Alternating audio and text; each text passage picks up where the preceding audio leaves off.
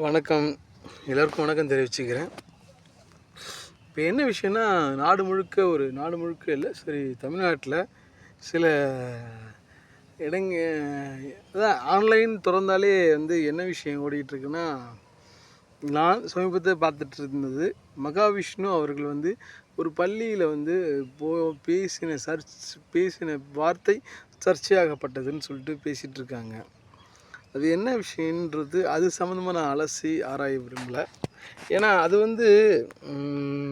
அவர் ஒரு ஒரு பொதுவான ஒரு விஷயத்தை தெரிவிச்சிருக்காரு. அந்த இடத்துல அந்த நபர் குறிப்பிட்ட அவர் சொல்கிற கருத்துக்கு எதிராக ஒரு நபர் அங்கே இருந்ததுனால அவர் மாற்று கருத்து பேசுகிறதுக்கு அங்கே முன் வந்திருக்கிறார். இதுதான் நான் என்ன யோசிக்கிறேனோ அது தரப்பில் கேட்குற விஷயம், பார்க்குற விஷயமும் அதுதான். நான் ஒரு இடத்துல பேசிகிட்ருக்கேன்.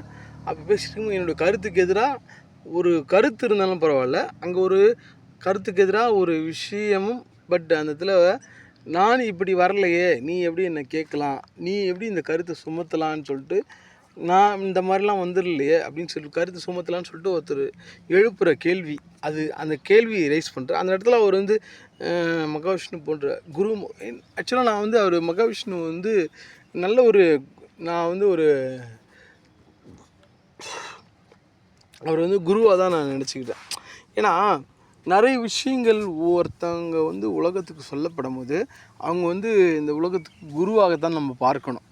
எப்படின்னா, இப்போது இது நல்லதுப்பா அப்படின்னா உனக்கு எப்படி தெரியும் அப்படின்னா, நம்ம ஒரு சக மனிதராக இருந்தால் நம்ம கேட்போம், ஏன் உனக்கு எப்படி தெரியும்ன்ட்டு. இதே இன்னொரு ஒரு குரு சீடர், அந்த குருன்ற ஆஸ்தானத்தில் ஒருத்தர் இருக்காருன்னா, அவர் சொன்னார்னா நாம் அப்படியே ஏற்றுப்போம். அது மாதிரி தான் இப்போ குருவாக மகாவிஷ்ணு வயதுன்றதுக்கு ஒரு பாரபட்சமோ பொருபட்சமோ கிடையாது. வயதுன்றது தன்னுடைய ஞானத்தை பொறுத்தான் வயது வித்தியாசங்கள்லாம். என்ன அப்படின்னு பார்த்தோன்னா,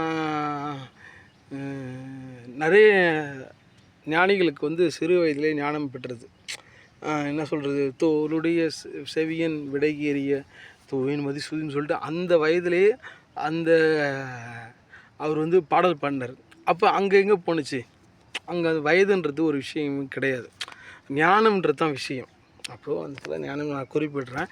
என்ன விஷயம், ஞானத்தை நான் குறிப்பிட்டு என்ன சொல்கிறேன்னா, மகாவிஷ்ணு பேசின பேச்சு அவருடைய ஞானத்துக்கு ஏற்ற மாதிரி இந்த உலகத்தில் இதெல்லாம் இருக்குதுன்னு சொல்லிகிட்டு இருக்க மீது அந்த இடத்துல அதை பாதித்த அவர் சொல்கிற வார்த்தைக்கு ஏற்று பாதித்த ஒரு நபர் குறுக்கிட்ட பேசுகிறாருன்னா, அவர் இந்த மாதிரி நீங்கள் சொல்லலாமா, நான் இப்படி இருந்திருக்கேன், இப்போ நான் வந்துடுறேன் அப்படின்னா, இது உலகத்தினுடைய இயற்கையான விஷயத்தை எந்த விஷயத்தையும் மாற்ற முடியாது. அது இப்போது நீ வாழ்கிற காலத்தில் மாற்றலாம் தவிர மற்ற மறுபிறவி அந்த விஷயங்கள்லாம் நீ மாற்ற முடியுமானா அது இறைவனுடைய கோட்பாட்டில் இருக்குது. இது நீ நம்பினாங்கன்னு நம்பட்ட விஷயம் இது எதுவும் கிடையாது.